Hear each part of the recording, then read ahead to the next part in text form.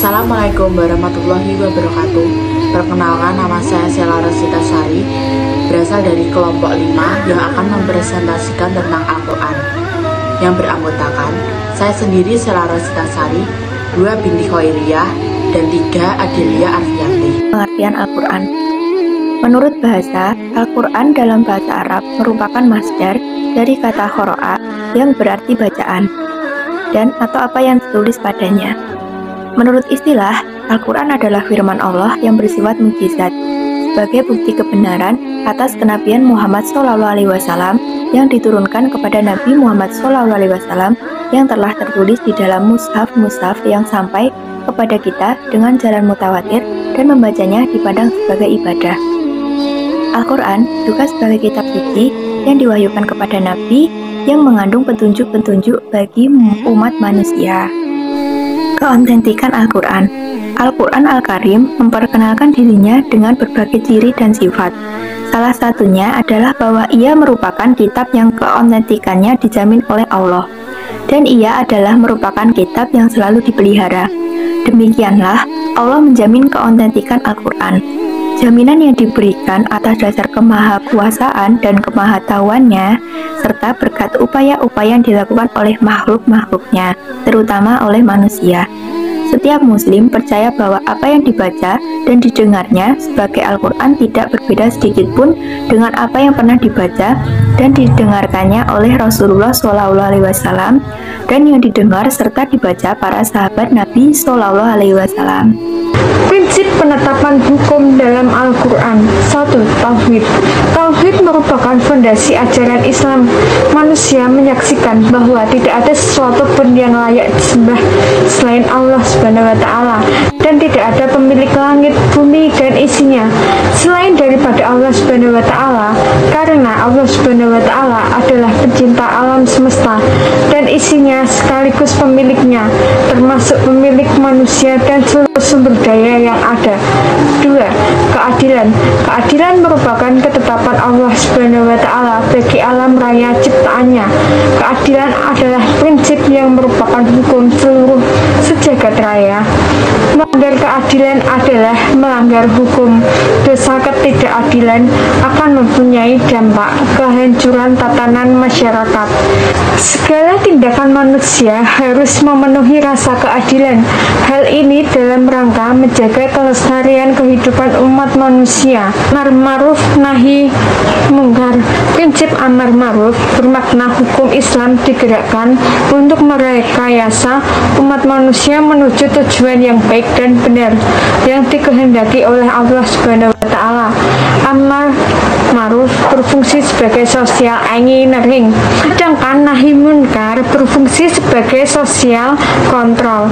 Prinsip ini tanpa terlihat dari al-ahkam, al-khams, wajib, haram, sunnah, makruh, dan mubah. Prinsip ini besar sekali peranan dan faedahnya bagi kehidupan beragama, bermasyarakat, dan bernegara. 4. Kebebasan.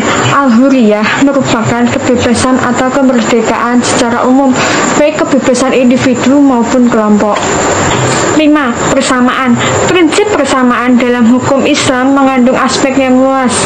Hukum Islam menempatkan manusia pada posisi yang sama dan juga menjadikan manusia memperoleh persamaan dan keadilan yang merata tanpa membeda-bedakan warna kulit, jenis kelamin, kebangsaan, ataupun kekayaannya. 6. Tolong-menolong atau ta'awun. Ta'awun atau tolong-menolong sangat penting dalam Islam karena ada 2 kepentingan yang diharuskan untuk bekerja sama. 7. Toleransi atau tasamuh. Hukum Islam mengharuskan umatnya hidup rukun dan damai di muka bumi ini tanpa memandang ras dan warna kulit. Toleransi yang dikehendaki Islam ialah toleransi yang menjamin tidak terlarangnya hak-hak Islam dan umatnya. Toleransi hanya dapat diterima apabila tidak merugikan agama Islam. Pembagian hukum dalam Al-Quran. Di sini ada 5 pembagian hukum dalam Al-Quran, yaitu yang pertama, wajib.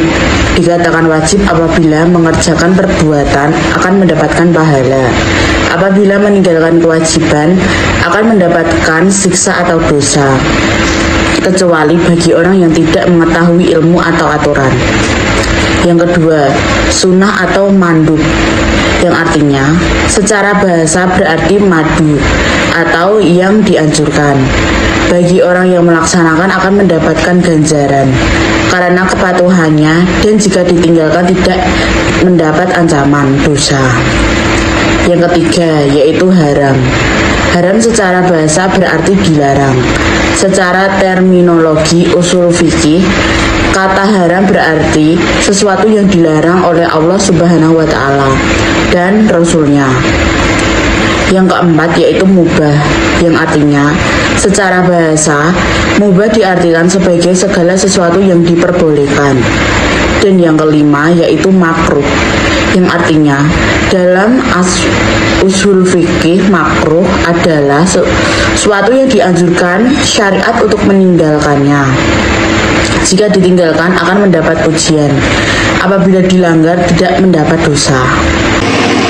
Kedudukan Al-Quran.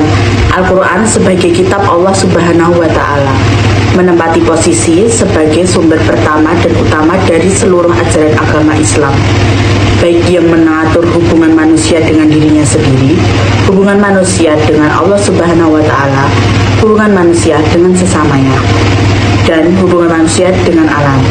Jadi, kedudukan Al-Quran di dunia ini dan di akhirat sebagai pedoman manusia untuk melanjutkan kehidupannya. Fungsi Al-Quran. Di sini fungsi Al-Quran ada 4 fungsi, yaitu yang pertama Al-Huda, sebagai petunjuk bagi orang yang bertakwa dan beriman. Yang kedua, Asyifa, yang berarti sebagai obat bagi penyakit yang ada di dalam dada manusia, seperti penyakit iri dan dengki. Yang ketiga, Al-Furqan, sebagai pemisah antara yang hak dan batil. Dan yang keempat, yaitu Al-Mu'izzah, yang berarti sebagai pembawa nasihat bagi orang-orang yang bertakwa. Sekian presentasi dari kelompok 5. Bila ada kurang lebihnya saya mohon maaf. Wabillahi taufik wal hidayah. Wassalamualaikum warahmatullahi wabarakatuh.